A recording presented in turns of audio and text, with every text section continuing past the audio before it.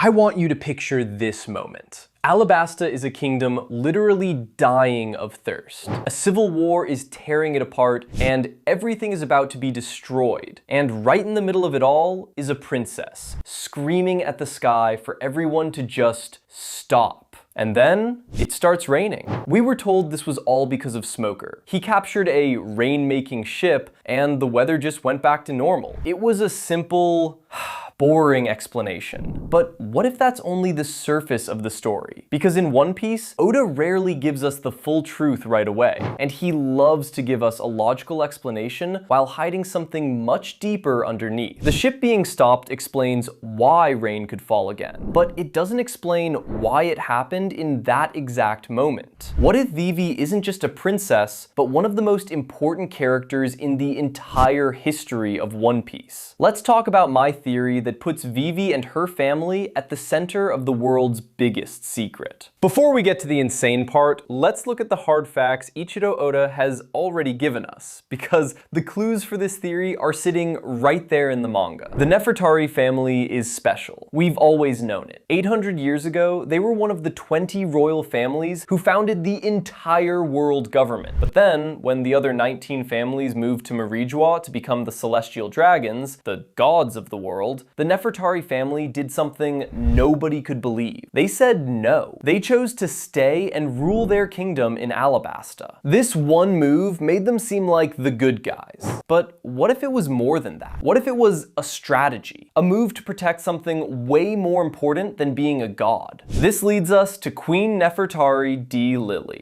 For hundreds of years, nobody cared about her. But during the Reverie, Vivi's father, King Cobra, asked the Gorosei about her. He revealed that Queen Lily completely disappeared after the founding ceremony. She never came back to Alabasta. The Gorosei's reaction was insane. They got super sketchy, but when Imu showed up, things went crazy. Imu talked about Lily like he knew her, calling her actions a mistake, then wondering if she did it on purpose. And what was the mistake? Imu says Lily is the reason the poneglyphs are scattered all over the world. These indestructible stones hold the true history of the world, and they are the #1 threat to the world's government. And Lily, one of their founders, was the one who made sure their biggest weakness would survive. But the biggest bombshell was her full name, a secret her family passed down for centuries. Her name was Nefertari D. Lily. That D changes everything. The D clan are the sworn enemies of the gods. This means one of the 20 founders of the world's government was literally a natural enemy of the gods. This is a declaration of war that's been hiding for 800 years. And now we know that our Vivi also has that name, Nefertari D. Vivi. She's on the run. Her dad was murdered by the government her ancestor helped create, and she's being hunted by Imu, who has a picture of her and stares at it like a complete psycho. Why? The world thinks it's because she knows too much, but I think the truth is so much bigger. Imu isn't just hunting a princess. Imu is hunting the return of a rival god. Okay, now for the main event. Here is the core of my theory. For 800 years, the Nefertari family wasn't just hiding a poneglyph. They were hiding a devil fruit that could change the world, and they've been passing it down since the Void Century. So believe Nefertari D. Lily was the user of a mythical Zoan, the rain god fruit. And as Vivi comes back into the story, she's not just coming back as a friend. She is about to awaken the exact same legendary power her ancestor used to change the world. Think about how devil fruits work. Vegapunk said they are manifestations of dreams. The Gorosei literally said it themselves about Luffy's fruit. Zoan fruits have a will of their own. Luffy, the guy who just wants to be free, awakened the human fruit, model Nika, and his dream and the fruit were a perfect match. Now, apply that to Alabasta. It's a kingdom completely defined by water. Rain is life. No rain means death and war. Rain is a literal miracle. What bigger dream could a kingdom in the desert have than the power to control rain? Our theory is that Lily wasn't just a queen. She was the living source of life for her kingdom. A rain god fruit would give its user control over water, weather, and storms. It would be the ultimate power of life. This wouldn't just explain how Alabasta survived in a desert. It also explains Lily's most incredible act. How did one person scatter those giant poneglyphs all over the world? Emu wonders if it was a mistake or on purpose, which means it happened shockingly fast. Now, imagine a power that commands the world's oceans. A user who could create giant rainstorms to move the stones, or control ocean currents to carry them across the sea. To everyone else, it would look like a bunch of random natural disasters. In reality, it was the plan of a single god. This is the insane power I believe Lily had. A power so big, it let her betray the world's government from the inside and plant the seeds of their destruction. A power the world's government has been terrified of ever since. And it's this power that I believe is dormant inside Nefertari di Vivi. She is the heir to the rain god's will.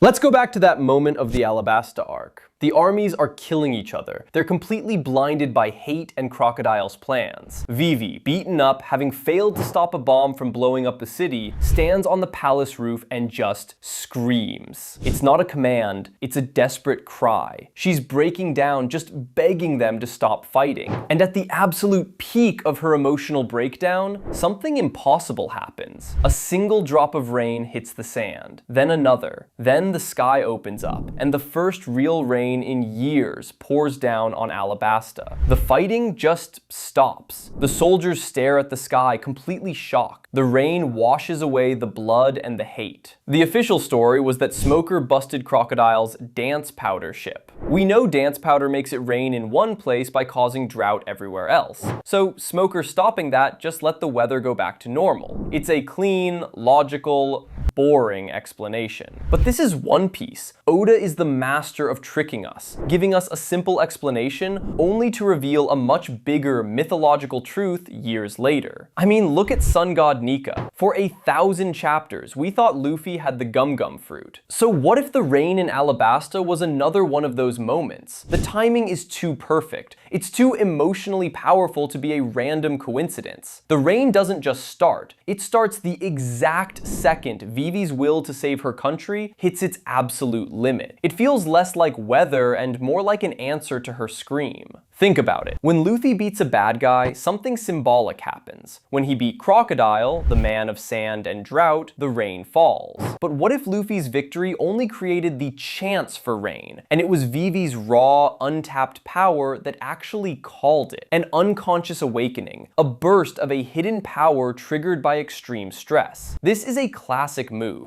A character doesn't know their true power and unlocks it for the first time in a crisis. Shirahoshi did it when she first called the Sea Kings, her cries of fear summoning giant monsters to her side. We're not saying Smoker did nothing. His actions were probably necessary to remove the block Crocodile set up. But blowing up a dam doesn't mean the river instantly flows. We're proposing Vivi's cry was the trigger. It was the command that finally broke the drought. In that moment, Vivi wasn't just a princess. She was channeling her ancestor, the will of a god, and her wish was answered by the rain. The miracle of Alabasta wasn't a coincidence. It was the first clue to Vivi's true power. By the way, if your mind is blown by this deep dive into One Piece's biggest secrets, do me a huge favor and smash that subscribe button. Alright, let's connect this to the other gods in the One Piece world. The whole idea of gods in One Piece just got real. It used to be a joke, like God Enel, but now we know there are real divine figures with insane powers, and it looks like a divine trinity is forming. First, you have Monkey D. Luffy, now confirmed to be the sun god, Nika. He's the warrior of liberation, the bringer of the dawn. His power is literally imagination and freedom. Second, we have Princess Shirahoshi. We know for a fact she is the ancient weapon woman Poseidon. She is the god of the sea, able to command the most powerful creatures in the ocean. Her power is a force of nature, strong enough to destroy the world. So we have a god of the sun and a god of the sea, Luffy and Shirahoshi. A lot of theories point to the ancient weapons being a trio: Pluton, Poseidon, and Uranus. The story is building towards three godlike figures who will bring the dawn of the world. So who is the third god? All the signs point to Nefertari di Vivi. If Luffy is the sun and Shirahoshi is the sea, what's missing? The sky, the weather, the rain. A rain god would complete this elemental trinity perfectly: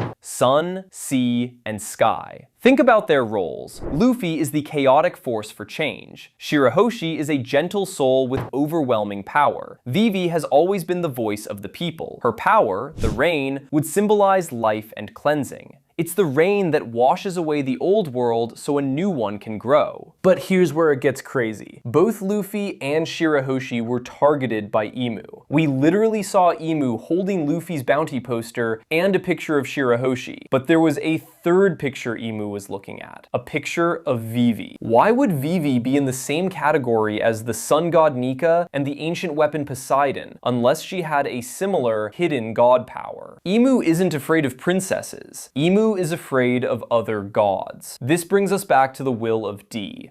The celestial dragons call people with a D in their name God's natural enemy. Nefertari D. Lily, Monkey D. Luffy, and now Nefertari D. Vivi.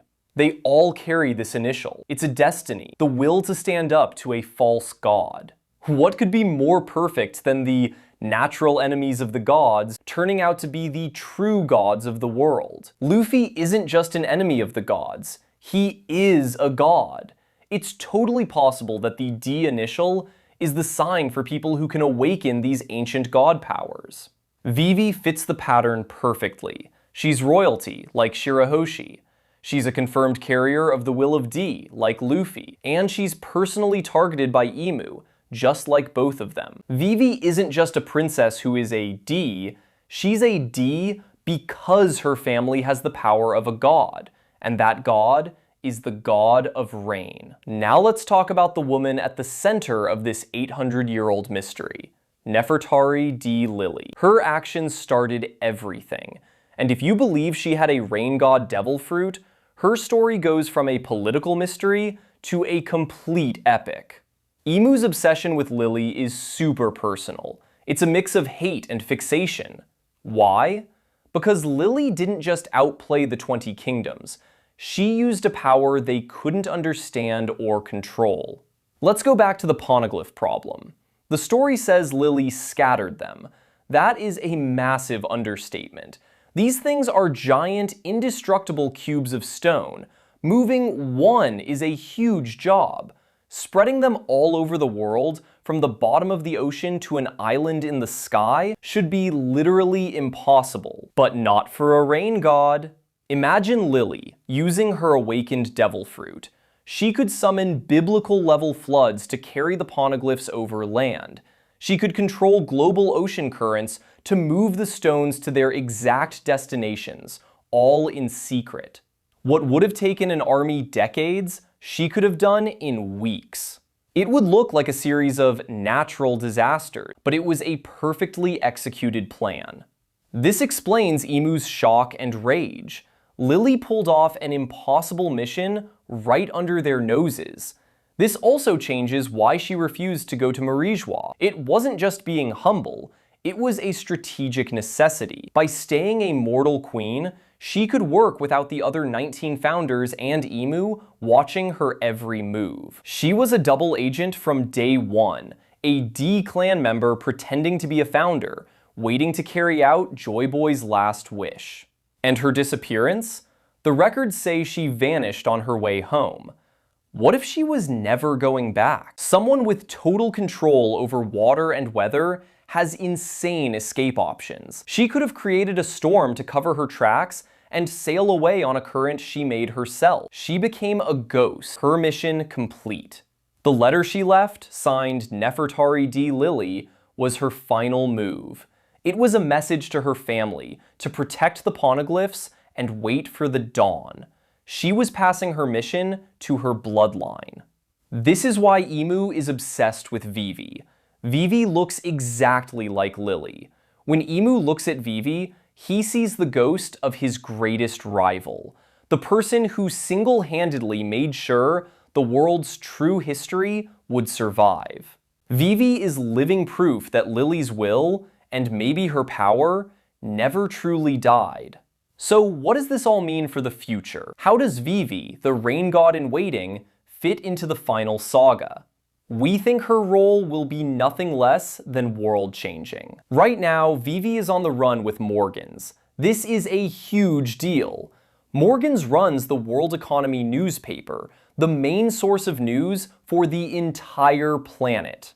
Just like Lily scattered the physical truth of the poneglyphs, Vivi is in the perfect spot to scatter the political truth of the world government's corruption to everyone. The ancestor spread the history, and the descendant will spread the news.